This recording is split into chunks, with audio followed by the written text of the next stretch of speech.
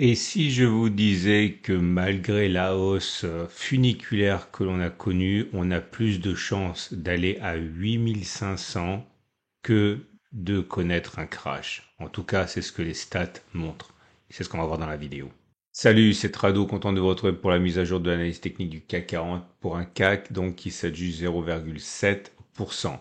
Comme on peut le constater, la bougie est pleine de force parce qu'elle est verte, ce qui signifie que l'on a clôturé plus haut que l'on a ouvert et on a atteint l'objectif du gap de continuation une fois de plus. Je vous rappelle il s'agissait de prendre la distance parcourue avant le gap, de le reporter par-delà le gap. Ça a été rallié, c'est exactement ce qui s'est passé le coup d'avant sur l'autre gap de continuation, vous voyez.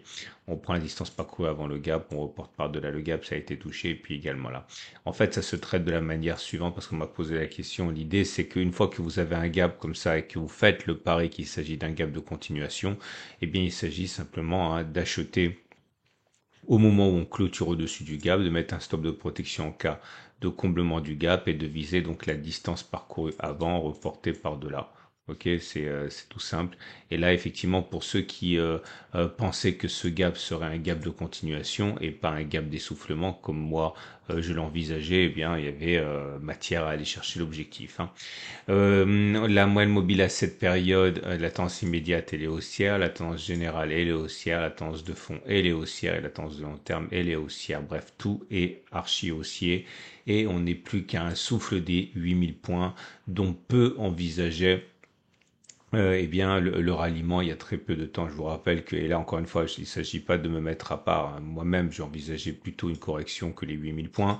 Et ça allait dans le sens des fondamentaux qui anticipaient pour la plupart des analystes des difficultés inhérentes à, eh bien, plusieurs choses, notamment à la guerre, avec l'augmentation des matières premières, du prix des matières premières, avec l'augmentation des taux d'intérêt qui était censé pénaliser les résultats des entreprises. Bref, tout un ensemble de choses que l'on envisageait qui ne se sont pas produites. Et c'est vrai que maintenant, on voit pas comment on pourrait ne pas chercher en fait les 8000 points.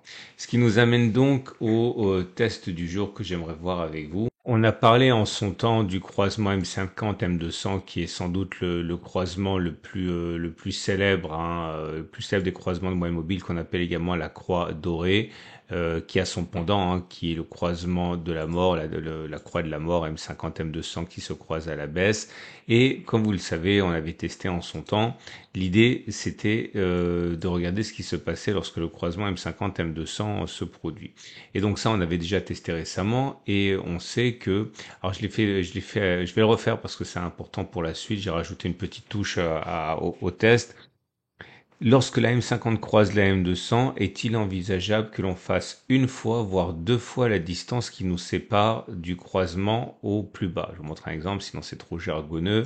Je vais prendre un exemple qui a bien fonctionné, c'est plus facile. Regardez ici, un qui a fonctionné. Voilà, ici. C'est facile celui-là.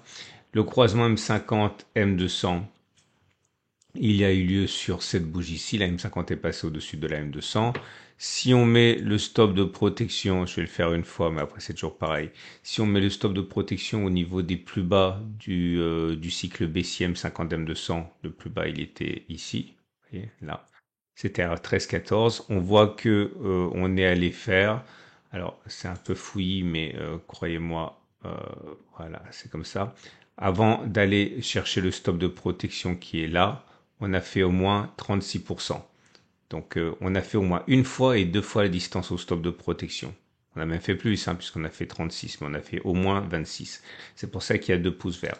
Et là, vous voyez, vous avez deux pouces rouges, parce que lorsque le croisement a eu lieu sur cette bougie-ci, ok, là, faut être précis parce que sinon après on tire des conclusions qui sont fausses. Lorsque le croisement a eu lieu qui est là, on est monté un petit peu, on a fait 2%, mais après on est venu déclencher le stop de protection qui était ici à moins 9,10, on l'a croisé, on l'a déclenché ici, et à partir de là, encore une fois, c'est un double échec parce qu'on a fait ni une fois ni deux fois la distance au stop de protection établie à plus 9,10. Ok. Et parfois je n'ai qu'un seul pouce, comme c'est ici, le cas ici. parce qu'on n'a pas encore eu l'épilogue du deuxième objectif, c'est-à-dire qu'on a bien atteint pour l'instant le premier objectif. Moi, je le fais à la louche, mais je l'ai fait plus sérieusement dans le backtest. Vous voyez, le stop de protection, il était à 33%. Et on a fait au moins 34 pour l'instant, ok, 35 même, mais on n'a pas déclenché le stop de protection ni rallié le deuxième objectif. Comme là, c'est pareil. Ok, donc voilà, c'est très très simple. Et je suis remonté jusqu'à l'origine du CAC 40. Et j'ai regardé ce qui se passe depuis 1987 et ça s'est produit 20 fois. Et au bout de 40, plus de 40 années d'historique, voilà les conclusions. Une fois que l'on a le croisement, qu'on a le croisement M50, M200, est-il envisageable donc que l'on aille chercher l'objectif qui correspond à une fois la distance au stop de protection? On y est presque, hein. On y est presque. Regardez, le signal a été donné sur cette bougie-ci. Là, le stop de protection, il est ici, à 8,71. On en est déjà à 7,50. Autrement dit, on n'a pas encore atteint l'objectif, mais on a réussi 15 fois à atteindre cet objectif. On n'a échoué que 5 fois. Autrement dit, 3 chances sur 4, 75% de chances d'aller chercher l'objectif. Quelles sont les chances d'aller chercher 2 fois l'objectif? Eh bien là, on a moins de données, donc du coup, ça fait 12 succès et 6 échecs. Autrement dit, 67% de succès d'aller chercher 2 fois la distance au stop de protection. Donc 8,56 vers le dos, non, 8,71, ça veut dire 15,4%. Ok, soit 2 chances sur 3, 67%. Mais maintenant, ce qui est intéressant, c'est que si on regarde les choses différemment avec des conditions, une fois que l'on a atteint le premier objectif, quelles sont les chances d'aller chercher le deuxième objectif? Autrement dit, une fois qu'on a fait une fois la distance stop de protection, quelles sont les probabilités d'aller chercher 2 fois la distance stop de protection? Et là, c'est intéressant parce que on arrive à 12 occurrences uniquement, et sur ces 12 occurrences, 11 fois ça a fonctionné et 92% des cas, ça n'a pas fonctionné. Autrement dit, ça a fonctionné 11 fois, ça a échoué une seule fois. Ou ce que je suis encore en train de vous dire, c'est que si on arrive à faire 8,71 vers le haut, on y est quasiment, on est à 7,50 déjà. Dans ce cas, on aura 92% de chances d'aller faire encore une fois à distance sous protection, donc 8,7 fois 2, 15,4. Et ça nous amènerait donc à 8000, bon, j'invite à le faire mieux que moi, mais environ 8500 points. Ce que j'essaie de vous dire ici, et ça doit vous servir éventuellement de filtre hein, pour ce qui va se passer par la suite, c'est que, un, il est très plausible que l'on arrive à rallier l'objectif. Deux, si on rallie cet objectif, il est très probable que l'on aille chercher 8500 points environ. Et trois, si vous avez à un moment ou à un autre, une fois qu'on a rallié notre objectif, une fois la distance de protection, une correction de 5-10%, même plus, ça sera une super opportunité pour rentrer pour viser l'objectif, puisque, encore une fois, on aura 11 fois sur 12, 92% de chances d'atteindre l'objectif qu'on s'est fixé. Je vous montre un exemple ici, c'est pour ça que vous avez eu des pourcentages défilés. C'est que, entre-temps, vous voyez, entre le premier et le deuxième objectif, il est arrivé que l'on perde là 8,2%. Là, on a perdu 7,4, 6,7. Bon, je me suis arrêté. On a même perdu à un moment 19,5% avant finalement de repartir et d'atteindre in extremis l'objectif qu'on s'était fixé. Donc, vous l'aurez compris, si on va chercher le premier objectif qui est une fois à distance stop de protection, qui est quand même très plausible puisqu'on a 75% de chances de le faire, et bien après on aura 92% de chances d'aller chercher le deuxième objectif. Donc pensez bien, un, si vous spéculez à la baisse, de pas être trop gourmand. Deux, si vous spéculez à la hausse, et bien de profiter éventuellement de la consolidation pour rentrer. Ok, voilà à quoi ça sert l'analyse technique. Après, il faut attendre des signaux. Et les signaux, bah, c'est des signaux de plus court terme hein, qui se présenteront au fil de l'eau. Je suis désolé, je vous avais dit qu'aujourd'hui, je vous montrerai comment passer un ordre sur des Turbo 24 pour des petits comptes, pour ne pas risquer trop. Et malheureusement, j'ai complètement oublié, mais les Turbo 24 ne codent pas le dimanche. Donc, j'ai pas pu le faire.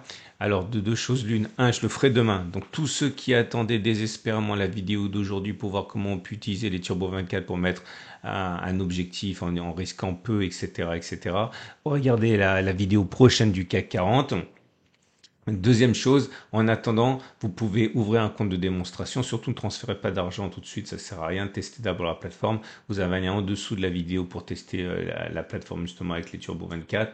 Et vous avez une petite vidéo qui a été faite par Christophe Baird de IG qui pourrait vous intéresser justement pour justement vous familiariser avec ça avant que je vous donne l'exemple. Elle est ici, cette vidéo là. Et je vous mets le lien vers cette vidéo juste en dessous de cette vidéo-ci. Ok?